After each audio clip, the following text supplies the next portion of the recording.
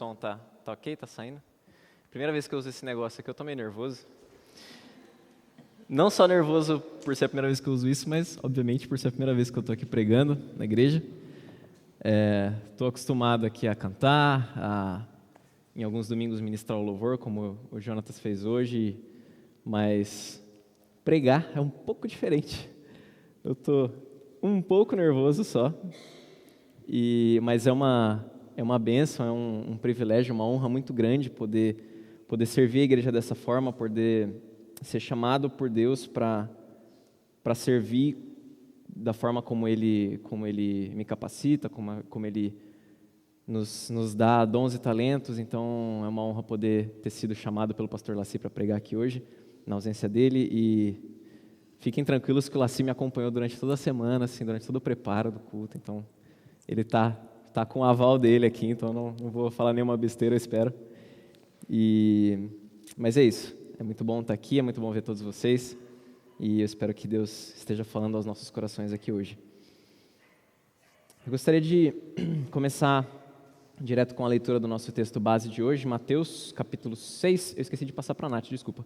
Mateus capítulo 6, dos versículos 25 ao 34. É o texto que a gente vai usar hoje, você pode acompanhar ou na sua Bíblia ou aqui também que vai ser projetado. Mateus 6, Evangelho de Mateus, capítulo 6, versículos do 25 até o final do capítulo, que é o 34. Está sendo projetado ali já. Eu vou ler aqui, vocês fiquem à vontade para acompanhar. Diz o seguinte: portanto, eu lhes digo, não se preocupem com a sua própria vida, quanto ao que comer ou beber, nem com o seu próprio corpo, quanto ao que vestir. Não é a vida mais importante que a comida, e o corpo mais importante que a roupa? Observem as aves do céu. Não semeiam, nem colhem, nem armazenam em celeiros. Contudo, o Pai Celestial as alimenta. Não têm vocês muito mais valor do que elas? Quem de vocês, por mais que se preocupe, pode acrescentar uma hora que seja à sua vida? Por que vocês se preocupam com roupas? Vejam como crescem os lírios do campo. Eles não trabalham nem tecem. Contudo, eu lhes digo que nem Salomão, em todo o seu esplendor, vestiu-se como um deles. Se Deus veste assim a erva do campo, que hoje existe e amanhã é lançada ao fogo, não vestirá muito mais a vocês, homens de pequena fé? Portanto, não se preocupem dizendo, que vamos comer, ou que vamos beber, ou que vamos vestir, pois os pagãos é que correm atrás dessas coisas. Mas o Pai Celestial sabe que vocês precisam delas. Busquem, pois, em primeiro lugar o reino de Deus e a sua justiça, e todas essas coisas lhes serão acrescentadas. Portanto, não se preocupem com o amanhã, pois o amanhã trará as suas próprias preocupações. Basta a cada dia seu próprio mal. Vamos orar? Senhor nosso Deus, nosso Pai, eu te agradeço, Pai, por esse momento que a gente pode estar aqui, lendo a Tua Palavra, de forma livre, Pai, como o Jonatas falou na oração também dele, de forma que a gente pode estar aqui, Pai, reunidos em Teu nome, sem nenhuma repressão, sem nenhuma perseguição grave, Pai, sem nenhuma perseguição como a gente vê em tantos países que não têm esse mesmo privilégio. Pai, eu te agradeço porque a gente pode estar aqui nesse momento e te peço que a Tua Palavra esteja falando em nossos corações nessa manhã, que seja o Senhor e o Teu Espírito falando através de mim e no meu coração também, Pai. Eu te peço em nome de Jesus. Amém. Amém. Irmãos, gostaria de contar uma história, uma breve, pequena e trágica e engraçada história também, do pequeno Léo, de 10 aninhos. Minha mãe já deve estar até lembrando qual que é a história. Quando eu tinha 10 anos, eu estava fazendo 10 anos, no meu aniversário de 10 anos, isso é 18 anos atrás, o que faz com que eu me sinta um pouco velho. No meu aniversário de 10 anos, a gente morava em São Paulo na época, a gente fez uma festinha no Habib's. E eu adorava, a gente fez alguns aniversários lá, e aquele parquinho, tinha aqueles fliperamas. Nossa, eu me divertia pra caramba, eu adorava quando tinha aniversário no Habib's. E aí foi aquele evento, aniversário de 10 anos, data redonda, todos os meus amiguinhos da escola estavam lá, tinha aquela galera. E aí a pessoa foi chegando, eu ia só vendo os presentes, umas caixas grandes assim, com embrulho colorido, aquela coisa bonita, os olhinhos brilhando. Mas eu estava na festa, né? Não vou abrir os presentes antes da hora. Fui curtindo a festa, brincava com outro, ia para o fliperama, jogava um joguinho aqui, jogava outro joguinho ali no fliperama. E eu lembro que até tinha uma menininha que eu gostava na época na escola, quando eu tinha 10 anos, Letícia, tá ali, minha namorada. uma história antiga. Que é a história de criança, aquela paixãozinha de criança. Tinha uma menininha que eu gostava lá, e ela foi na festa também. Eu estava super animado, que a menina que eu gosto está na festa, não sei o quê. Eu estava todo animado. E foi uma noite maravilhosa, assim. Foram, sei lá, 3 horas de festa, alguma coisa assim. E para criança foi uma eternidade, né? Nossa, eu me diverti muito, foi um tempo muito gostoso. E a gente, no final da festa, né, acabando, todo mundo indo embora, a gente pegou os presentes todos, colocou no carro e a gente foi embora para casa, né? O carro com o porta-mala cheio de presente, aquela coisa bonita. E eu lembro também que na época tinha aquelas máquinas fotográficas que não são como as de hoje, que você tira a foto e já está na nuvem automaticamente. Lá tinha o filminho, que tinha que ficar na máquina, revelar depois e tal, para a foto impressa. E uma filmadorinha também, que meu pai tinha, ele gravou os momentos. Tirou foto de eu abraçado com a menininha que eu gostava, com meus amigos. Então, toda aquela coisa bonita, tá tudo registrado lá, né? E a gente foi, eu lembro que a gente foi até quase em casa, assim, a gente chegou perto de casa ali, só que a gente não foi direto para casa, a gente foi para um estacionamento, desses estacionamentos de rua, que a gente tinha 2 carros na época, só que no prédio que a gente morava só tinha vaga para um carro. Então a gente deixava um carro ali no estacionamento e o outro no prédio. E por algum motivo que eu não me lembro, rodízio talvez, alguma coisa assim, a gente teve que trocar de carro antes de ir para casa. Então isso era, acho que uma quinta-feira provavelmente. Uma quinta-feira à noite a gente passou primeiro no estacionamento para trocar de carro e ir para casa. A gente entrou no estacionamento, estacionou o carro, transferiu todos os presentes de um carro para outro carro, pegou todas as coisas, tal, colocou no outro carro, estacionamos o carro que a gente estava na festa e colocar com o porta-mala repleto de presentes, tudo não aberto, eu não sabia quais eram os presentes que eu tinha ganhado ainda, eu estava curioso, doido para chegar em casa para abrir tudo. E estava eu, meu pai, minha mãe e meu irmão mais velho. Eu tinha 10, eu estava fazendo 10 anos, ele tinha 17 na época. E, muito bem, meu pai dirigindo, minha mãe no passageiro, eu e meu irmão no banco de trás. A gente transferiu todas as coisas para o outro carro, entramos no carro, estávamos embicando para sair, meu pai entrando, ligando o carro para a gente sair do estacionamento. E eis que antes da gente chegar no portão do estacionamento, o portão começa a abrir, sem que a gente tenha chegado lá para abrir o portão. E aí entram 2 caras no estacionamento. E aí, depois eu entendi que eram 2 caras que estavam armados, rendendo o porteiro ali, para o porteiro poder abrir o portão, e entrando para roubar a gente, para roubar o nosso carro. E os caras levaram o carro. Com um presente, com máquina fotográfica, com filmadora, carteira do meu pai, documento, dinheiro, tudo. Estava tudo dentro do carro. Eles apontaram a arma, a gente teve que sair do carro. Eles entraram, pegaram o carro e foram embora. E assim, só que isso eu contando hoje, entendendo o que aconteceu. Na época, eu tinha 10 anos. Eu estava sentado no banco de trás, amarradão, já imaginando a hora que eu ia chegar em casa para abrir todos os meus presentes. E aí eu vi aquela movimentação, eu não estava entendendo nada. O que está acontecendo? Por que meu pai acabou de entrar no carro, ele está saindo do carro? Por que minha mãe está saindo do carro? E de repente, um tranco assim, meu irmão me puxando para fora do carro. Eu tentando processar isso, meu irmão me arrancou para fora, que eu estava ali, tipo, contemplando a vida ali no carro. E aí depois que a gente saiu do carro, então eu acho que eu comecei a entender, mas assim, na minha memória tem como se fosse um corte de filme, assim, pula dessa cena, tá eu dentro de casa já, então não me lembro como é que foi o meu processo de entender isso tudo, não me lembro como é que foi o trajeto para casa, eu lembro bem assim, vividamente, até esse ponto da gente saindo do carro, meu irmão me puxando para fora. E depois corta pra gente em casa, eu sentado na cama do meu quarto, minha mãe sentada do meu lado, meu pai devia estar na sala ligando para a polícia, fazendo boletim de ocorrência, alguma coisa assim. E eu lembro que eu estava sentado na minha cama em prantos, chorando, meus presentes, chorando, desesperada, criança angustiada, chorando, soluçando de chorar. Assim, minha mãe do meu lado, me consolando, falando, calma, tá tudo bem, são só coisas, a gente recupera tudo isso, a gente compra novos presentes, não sei o quê. Eu falei, mas eu nem sabia o que eram, os presentes eram muito legais, eu nem sabia, eu queria abrir, eu estava curioso. Eu não estava falando nada disso, eu estou falando aqui para vocês entenderem o meu sentimento na hora, mas eu estava só pensando e sentindo tudo aquilo, eu não conseguia falar nada, eu estava debruçado em lágrimas ali. E aí eu lembro vividamente também, na minha angústia, no meu desespero, minha mãe tentando me consolar. Ela não lembra disso, mas eu lembro vividamente ela falando, não filho, calma, eu chorando. Ela olha pelo lado bom, o seu irmão te salvou, ele te tirou de dentro do carro e salvou sua vida, seu irmão te ama. Eu chorava mais ainda, desesperado. E eu dei uma sensação, uma emoção que eu não estava entendendo. Por que eu estava chorando mais ainda dela falar que meu irmão me amava e me tirou do carro e me salvou? E eu acho assim, realmente olhando para trás, provavelmente meu irmão salvou minha vida ou no mínimo me livrou de um sequestro, alguma coisa assim. Porque se não fosse meu irmão, meus pais não iam ter tempo de ir para o banco de trás e me tirar do carro.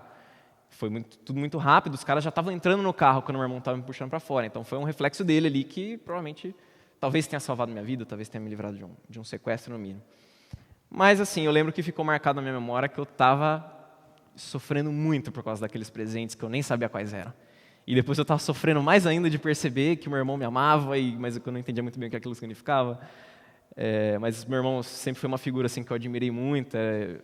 Muito do que eu sou hoje, assim, do meu jeito de falar, do meu jeito de brincar, de contar piada, as músicas que eu ouço, muito vem do meu irmão, assim, aquela figura do irmão mais velho que você se inspira, que você cresce admirando e tal.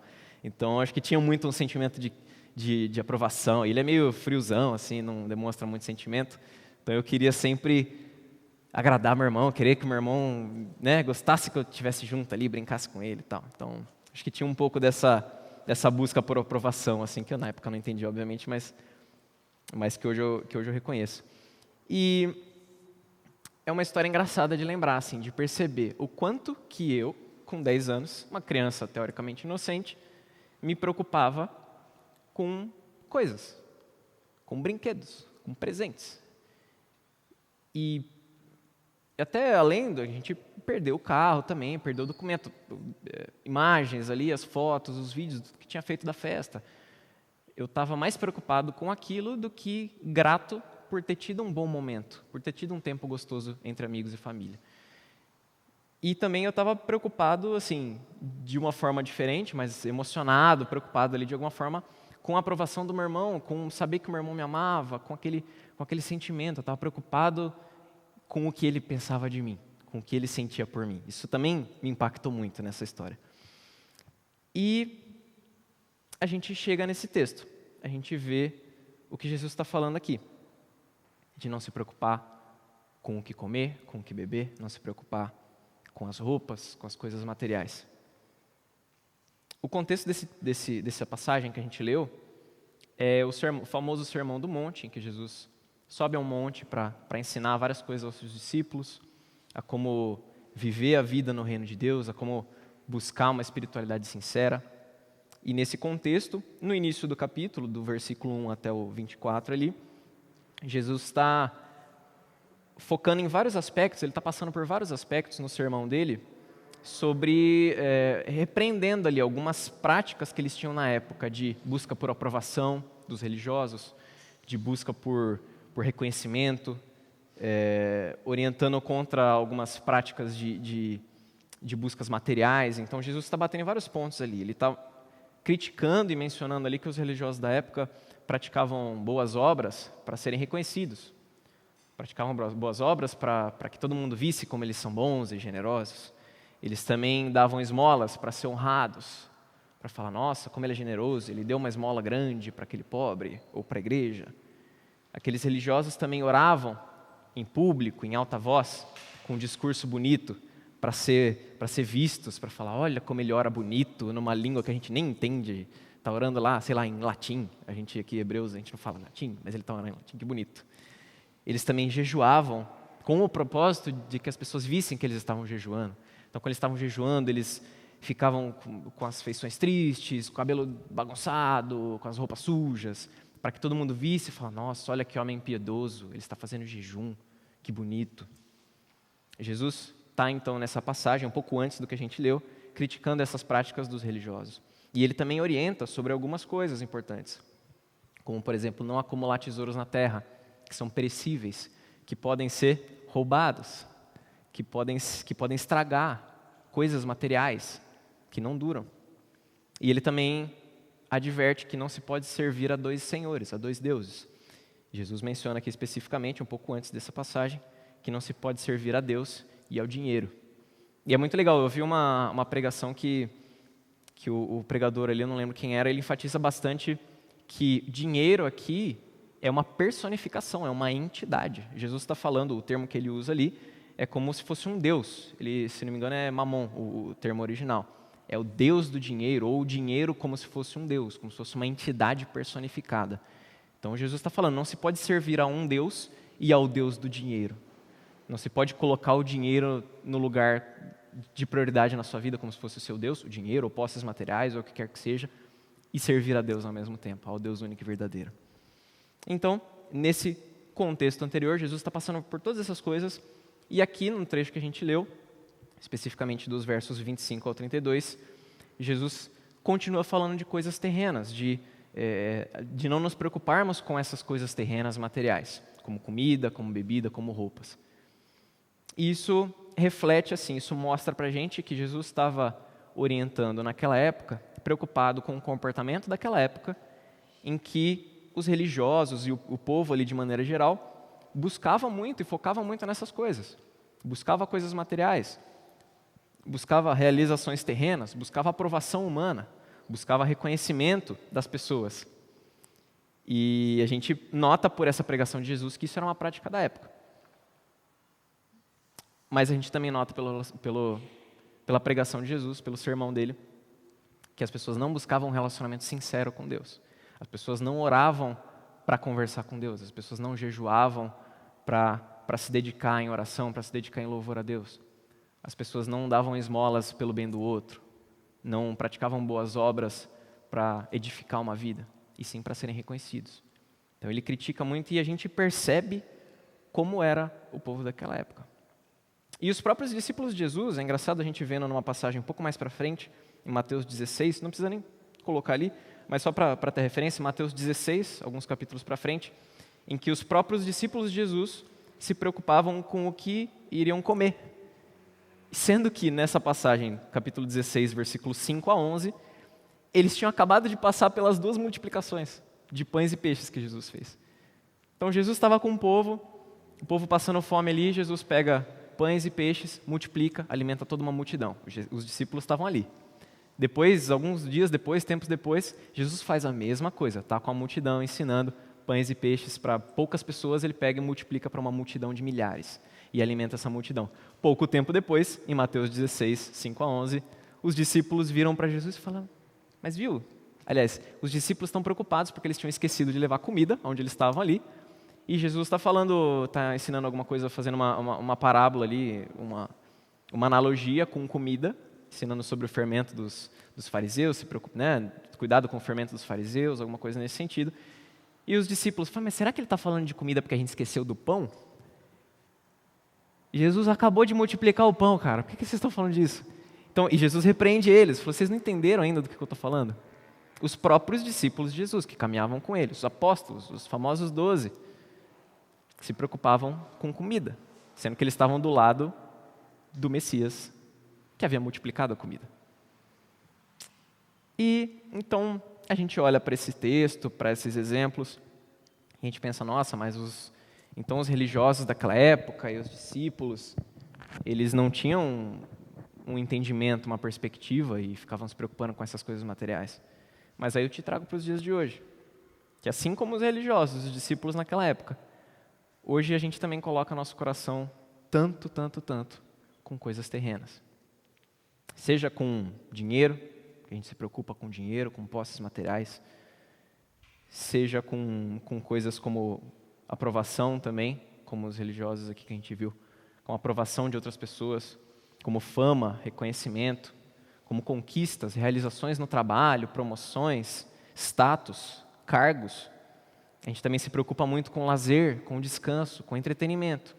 A gente busca descansar em séries, em filmes. A gente busca a nossa satisfação em relacionamentos, em pessoas. A gente busca a nossa satisfação, a gente coloca em primeiro lugar no nosso coração, às vezes até mesmo regras, cumprimentos de regras. A gente busca instituições, política, discussões, a gente busca ter razão acima de todas as coisas. E todas essas coisas são falhas, perecíveis, passageiras e não preenchem o nosso vazio. E eu falo por mim mesmo. como a história que eu contei de uma criança de 10 anos que perdeu todos os seus presentes de aniversário desesperada por causa disso. Uma criança extremamente preocupada com seus brinquedos, com suas posses. E aí eu avanço alguns anos no futuro na minha história, olhando para a minha adolescência, extremamente preocupado com o entretenimento, com o lazer, jogos, joguinhos, videogame. Eu colocava isso muito acima dos meus estudos, muito acima do meu relacionamento com Deus, que era o mais importante. Na época eu não entendia isso ainda. Mais alguns anos para frente, eu com 20 e pouquinhos anos, preocupado com relacionamentos, com namoro, colocando relacionamentos acima do meu relacionamento com Deus. Colocando pessoas humanas falhas acima do meu relacionamento com Deus. Pessoas humanas falhas como eu, a propósito, não colocando a culpa em ninguém, mas, obviamente, eu estava errado de colocar coisas que não são a prioridade como prioridade. E eu vejo até hoje. Eu já com 28 anos, teoricamente mais maduro na fé, todos os dias, colocando meu descanso, meu lazer, o pouco tempo livre que eu tenho em meio a uma agenda cheia, eu passo com Deus? Raramente. Raramente, irmãos. Eu passo descansando, eu passo fazendo outras coisas, eu passo planejando o dia de amanhã. Eu passo preocupado com, com o trabalho, com a minha vida social, com as minhas atividades e tarefas e compromissos. Quantas vezes eu mesmo coloco tantas coisas acima do meu relacionamento com Deus? Quantas vezes a gente não faz isso todos os dias? Então, irmãos, a gente não é nem um pouco diferente dos discípulos e dos religiosos daquela época. E eu trago aqui uma breve referência também ao livro de Eclesiastes, escrito pelo grande rei Salomão, um rei muito sábio, com sabedoria dada pelo próprio Deus. E no livro de Eclesiastes, já no final da sua vida, depois de quase 40 anos de reinado que ele teve, ele já com muitas vivências, com muitas experiências, com sabedoria dada por Deus, muitas riquezas, muito dinheiro, ele chega à conclusão de que a gente vive buscando preencher o vazio da nossa alma com coisas. E que tudo isso é como correr atrás do vento, ele fala. Tudo é vaidade, tudo é vã, todas essas buscas são vãs. E em Eclesiastes capítulo 3, versículo 11, Salomão diz o seguinte: Deus pôs no coração do homem o anseio pela eternidade. Salomão reconhece que a gente tem algo dentro de nós, que Deus mesmo colocou aqui, de buscar a eternidade, de buscar algo maior, de buscar um propósito, de buscar algo que a gente não entende, um vazio existencial, uma angústia, que a gente não consegue compreender, que filósofos, palestras de coach tentam explicar isso. E o próprio Salomão constata que isso é o anseio pela eternidade, por buscar a Deus, um vazio que só pode ser preenchido por Deus. Eclesiastes capítulo 12, versículo 13, já no final do livro, Salomão conclui tudo isso que ele fala aqui, a gente tenta preencher esse vazio, buscando coisas, correndo atrás do vento. Ele conclui no capítulo 12, dizendo assim: agora que já se ouviu tudo, aqui está a conclusão. Tema a Deus e guarde os seus mandamentos, pois isso é essencial para o homem. Salomão reconhece que esse vazio só pode ser preenchido buscando a Deus, tendo um relacionamento com Deus, temendo a Deus, pois isso é essencial para o homem. Deus nos criou para nos relacionarmos livremente com Ele. Ele nos criou com esse propósito. E Ele colocou esse desejo no nosso coração. Mas nós, seja enquanto humanidade, desde Adão, desde a queda, desde o pecado, e também como indivíduos nos dias de hoje, a gente escolhe diariamente nos desconectar e nos afastar de Deus, ao invés de buscar esse relacionamento. Mas a boa notícia é que Jesus, que é o próprio Deus, se tornou homem e morreu por nós, para pagar o preço da nossa desconexão, da nossa escolha de nos afastarmos de Deus. E Jesus não só morreu por nós, mas ressuscitou dos mortos, subiu aos céus e enviou seu Espírito Santo para nos permitir essa reconexão com Deus e nos dar a vida eterna e abundante. A gente escolheu se afastar de um Deus que nos criou para buscar Ele, de um Deus que nos criou com a liberdade de escolher buscar Ele, que Ele queria que a gente tivesse um relacionamento com Ele por nossa própria vontade, não como robozinhos sendo obrigados a fazer alguma coisa. Mas a gente rejeita esse propósito, a gente se afasta de Deus e o próprio Deus vem até nós para nos resgatar, para nos dar uma segunda chance, para nos chamar de volta para Ele, para nos reconectar. E é essa reconexão que nos permite desfrutar de um relacionamento diário e íntimo com Deus. E é só com esse relacionamento com Deus que a gente pode preencher o vazio da nossa alma. É só esse relacionamento que pode acalmar os nossos anseios, que pode aplacar a nossa angústia, a nossa ansiedade diária. É só esse relacionamento que nos permite viver o reino de Deus. Não somente daqui a um tempo, quando a gente morrer e for para o céu, mas hoje. Hoje a gente pode viver esse reino, num relacionamento com Deus. Um Deus que é pessoal, um Deus que nos chama por nome, que nos chama para conversar com Ele, que nos dá livre acesso. A gente não precisa mais de um sacerdote, a gente não precisa mais de mandamentos, de leis para nos conectar com Deus, a gente não precisa mais de rituais e sacrifícios, porque o sacrifício maior já foi feito por Jesus. E esse sacrifício nos permite essa reconexão. E com isso, a gente pode viver livres, libertos dessas preocupações terrenas, dessas buscas infinitas por uma satisfação que não vem, que coisas materiais não saciam, que pessoas não saciam, que status não saciam. Com esse relacionamento com Deus, a gente pode viver livre, libertos dessas correntes. Caminhando para o final do nosso texto aqui, em Mateus capítulo 6, versículo 33, Jesus vai caminhando também para a conclusão do seu sermão. O versículo 33 diz: busquem, pois, em primeiro lugar o reino de Deus e a sua justiça, e todas essas coisas lhes serão acrescentadas. Jesus nos ensina que a única coisa que pode aplacar esse nosso anseio, esse nosso vazio, é o reino de Deus. É esse relacionamento com Deus, esse relacionamento com Jesus. Buscar essas coisas e sabendo que todas as outras coisas serão acrescentadas, que a gente não precisa correr desesperadamente atrás das outras coisas. E Ele não diz isso para a gente, não vou nem trabalhar então, já que Ele vai suprir dinheiro, comida, tudo. Não preciso nem planejar meu futuro. Claro que precisa. Mas não precisa se preocupar com isso, não precisa ansiar por isso, não precisa colocar isso como a prioridade na sua vida, não precisa colocar isso como uma tentativa de preencher o seu coração. Todas essas coisas lhe serão acrescentadas. E Ele, no último versículo, no versículo 34, conclui: portanto, não se preocupem com o amanhã, pois o amanhã trará suas próprias preocupações. Basta a cada dia o seu próprio mal. Jesus nos ensina que a gente deve confiar que todas as coisas estão sob o cuidado poderoso e amoroso de Deus.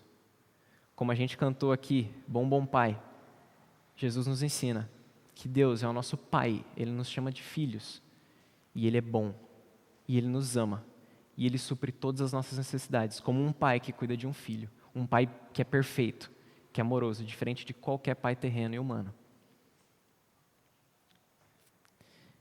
Irmãos, se assim como eu, você ainda tem dificuldade de seguir essas orientações de Jesus, se você, como eu, ainda se vê no dia a dia, tentando preencher esse vazio do seu coração com coisas terrenas, com coisas passageiras, com relacionamentos, eu te convido a anotar 3 dicas que eu vou te falar, com base nos ensinamentos de Jesus que Ele tem pra gente. Dica número 1, priorize o seu relacionamento com Deus. Priorize o seu relacionamento com Deus. Coloque o seu relacionamento com Deus em primeiro lugar na sua vida. Como fazer isso no dia a dia? Estabeleça uma disciplina diária, uma disciplina mesmo, como você se forçando a fazer aquilo mesmo que talvez você não queira naquele dia. Uma disciplina de pelo menos 5 ou 10 minutos para se relacionar com Deus. Para orar sozinho, você com Deus, no seu tempo, no seu quarto, na sua cama. Pedir para Deus se revelar para você, pedir para Deus mostrar a graça dele para você no dia a dia, nas pequenas coisas. E leia a Bíblia, pelo menos um capítulo por dia, um trecho, um versículo, um plano de estudos, alguma coisa no aplicativo, aqueles aplicativos da Bíblia, tem planos de estudos que te ajudam, tem uma devocional ali. Faça pelo menos um pouquinho disso, mas todos os dias, com constância, com frequência, com determinação, para buscar esse relacionamento constante com Deus. Priorize o seu relacionamento com Deus. Segunda coisa, confie seu amanhã a Deus, como Jesus nos ensina. Como a gente confia o amanhã a Deus? A gente primeiro olha para trás, a gente olha para o ontem, a gente olha para quando a gente tinha 10 anos, e apesar de ter perdido todos os brinquedos de uma festa de aniversário, Deus estava lá cuidando da gente e salvando a nossa vida. Lembre-se de quando você passou, às vezes, por alguma crise, por algum momento de dificuldade, mas você conseguiu sair daquilo. Deus te supriu o que faltava. Deus cuidou de você, te livrou de um mal, te livrou de uma doença. Lembre-se de momentos de bênção, momentos de conquistas, em que Deus te deu um novo emprego, em que Deus te deu um relacionamento muito bom, em que Deus te deu um filho. Momentos em que Deus te abençoou grandemente. Lembre-se desses momentos. E se lembrando de momentos passados em que Deus estava com você, cuidando de você, confie o amanhã a Deus. Busque entregar para Deus todas as suas ansiedades, todas as suas preocupações, seus planos para o futuro. Entrega para Ele. Faça planos. Se preocupe com coisas que a gente deve se preocupar no dia a dia, mas não de forma a deixar seu coração ansioso. Entrega para Ele o resultado de tudo que você fizer. Peça que Ele te direcione em todas as suas decisões, em todos os seus desafios, em cada passo que você der no seu dia a dia. E tenha fé e confie que Deus te ama e está no controle de todas as coisas e que Ele irá suprir todas as suas necessidades. Priorize seu relacionamento com Deus. Confie seu amanhã a Deus. E por último, mas não menos importante, lembre-se diariamente de quem Jesus é. Que é Ele que permite todas essas coisas. É Ele que nos permite a reconexão. Lembre-se diariamente de que o próprio Deus, que estava no céu, desceu, se fez homem, se fez carne como nós. O próprio Deus, que nos criou, veio, nos amou, morreu por nós, pagou o nosso preço, se sacrificou pelos nossos erros e viveu para nos dar a vida eterna e nos chama todos os dias para viver o reino de Deus desde já, aqui, agora, hoje. Lembre-se de quem é esse Jesus. Lembre-se do que Ele fez por você e por mim. E busque a Ele todos os dias. Amém? Senhor nosso Deus, nosso Pai,